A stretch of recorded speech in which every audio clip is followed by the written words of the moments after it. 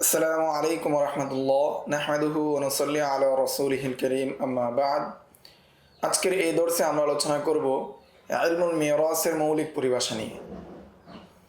যে ইলমুল মিরাস বুঝতে হলে যে সমস্ত পরিভাষা আমাদের প্রয়োজন সেগুলো নিয়ে আজকে আমরা আলোচনা করব।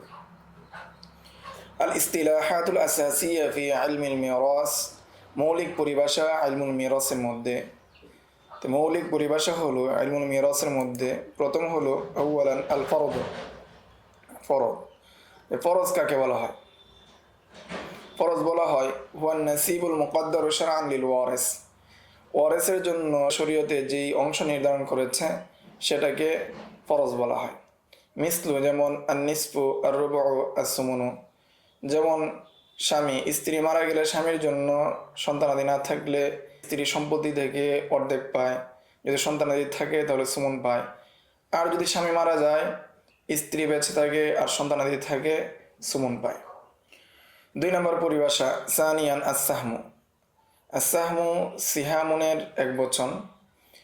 সাহমুন বলা হয় হুয়াল জুজউল মুআয়্যানু লিকুল্লি ওয়ারিসিন মিন আসলিল মাসআলা, যে সংখ্যা দ্বারা মাসলা করা হবে, যে সংখ্যার মাধ্যমে বা যে বড় সংখ্যার মাধ্যমে ওয়ারিসদেরকে অংশ দেওয়া হবে, সেই সংখ্যা থেকে যে পরিমাণ অংশ ওয়ারিস পায় সেটাকে বলা হয় সাহমুন, এর বহুবচন সিহামুন, বা ওই নির্দিষ্ট অংশকে সাহাম বলা হয়। যেমন আসুদুস মিন সিত্তাতিন, যেমন 6 থেকে 6 ভাগের 1 ভাগ, অর্থাৎ 6-এর 1 পাওয়া বা 1কে সাহাম বলা হয়। সালিসান, তৃতীয় পরিভাষা আসহাবুল ফুরুজ। তৃতীয় পরিভাষা হলো আসহাবুল ফুরুজ।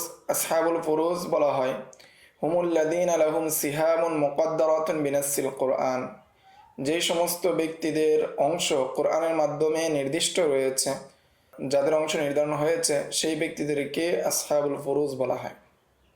আও সুন্নাহ আও বিল ইজমা, সুন্নত অথবা ইজমার মাধ্যমে যে সমস্ত ব্যক্তিদের অংশ নির্ধারণ হয়েছে তাদেরকে বলা হয় আসহাবুল ফুরুজ।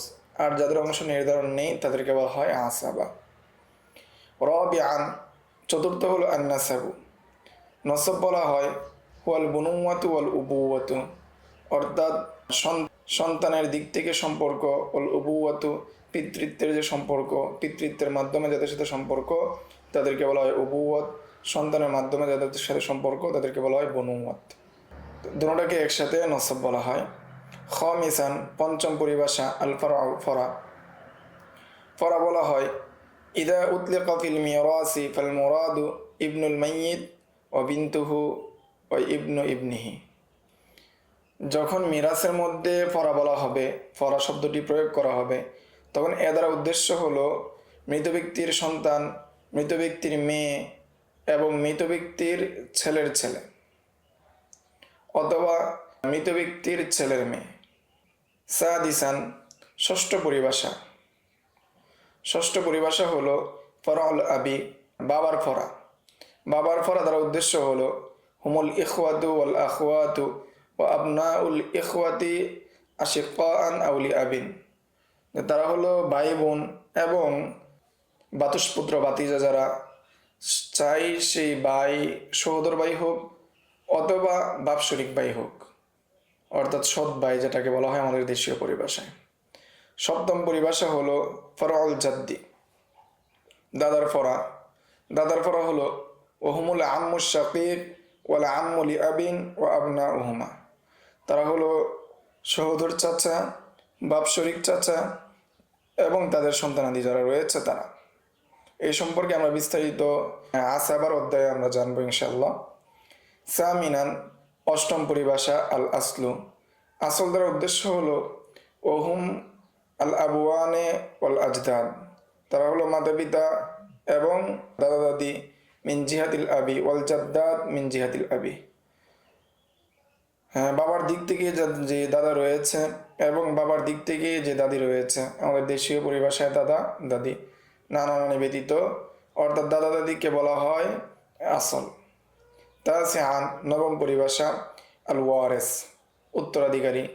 উত্তরাধিকারী বলা হয় হুয়া মান ইয়াস্তাহিক্কু নাসিবান মিনাত তারিকাতি, যে ব্যক্তি উত্তরাধিকারী সম্পত্তি থেকে তালিকা থেকে কোনো অংশ পায় তাকেই ওয়ারিশ বলা হয়, ওয়ারেস বলা হয়। আশরন, দশম পরিভাষা, আল আসবা। আসবা বলা হয় হুয়া মান লা ফরদ লাহু, যার কোনো অংশ নির্দিষ্ট নেই, যার কোনো অংশ কোরআন এবং হাদিসে নির্দিষ্ট নেই। ওয়ায়াখুযু মা আবকাহু আসহাবুল ফুরুজি, এবং সে গ্রহণ করে তার আসহাবে ফুরুজ যারা রয়েছে যেগুলো রেখে যায় সেগুলো সে গ্রহণ করে। আও ইয়াখুযু জামিআ আত-তারিকাতি ইনদা আদামিহিম, এবং যখন আসহাবুল ফুরুজ থাকে না তখন সে সমস্ত সম্পত্তি গ্রহণ করে বা সমস্ত সম্পত্তি পেয়ে যায়, তাকে বলা হয় আসাবা। আমরা আসাবার অধ্যায়ে এই সম্পর্কে আরো বিস্তারিত জানবো ইনশাল্লাহ। এখন আমরা জানবো যে মিরাসের রুকুন কয়টি। আরকানুল মিরাসি সালাসা, যে মিরাসের রুকুন হলো তিনটি। নাম্বার 1 আল মুওয়ারিস, যিনি উত্তরাধিকারী বানান। ওহুয়াল মাইয়িতুল্লাযী তুকাসসামু তারিকাতুহু, সে হলো ওই মৃত ব্যক্তি যার তারিকা বা যার পরিত্যক্ত সম্পত্তি বন্টন করা হয়, তাকে বলা হয় মুওয়ারিস। এই মুওয়ারিস হলো 1 নাম্বার রুকুন। মিরাস পাওয়ার জন্য বা মিরাসের যেই বিষয় সেই বিষয় 1 নাম্বার রুকুন হলো মুওয়ারিস। 2 নাম্বার আল ওয়ারিস, ওয়ারিস বলা হয় ওহুয়াল মুস্তাহিক্কু লিল মিরাস, ওয়ারিস বলা হয় যে মৃত ব্যক্তির সম্পত্তির অধিকারী যে বা উত্তরাধিকারী যে, তাকে বলা হয় ওয়ারিস, সে হলো 2 নাম্বার রুকুন। 3 নাম্বার রুকুন হলো আল মাউরুস আত-তারিকা, অর্থাৎ পরিত্যক্ত সম্পত্তি। যে ওয়ারিশ আছে, মৃত ব্যক্তি এক ব্যক্তি মারাও গিয়েছে কিন্তু তার যদি তালিকা না থাকে তাহলে সেখানে ওয়ারিশ হবে না কেউ। তো মাউরুস বলা হয় আল মালুল্লাযী ইউখাল্লিফুহুল মাইয়িত, ওই মাল যে মাল মৃত ব্যক্তি রেখে যায় সেটাকে বলা হয় আল মাউরুস।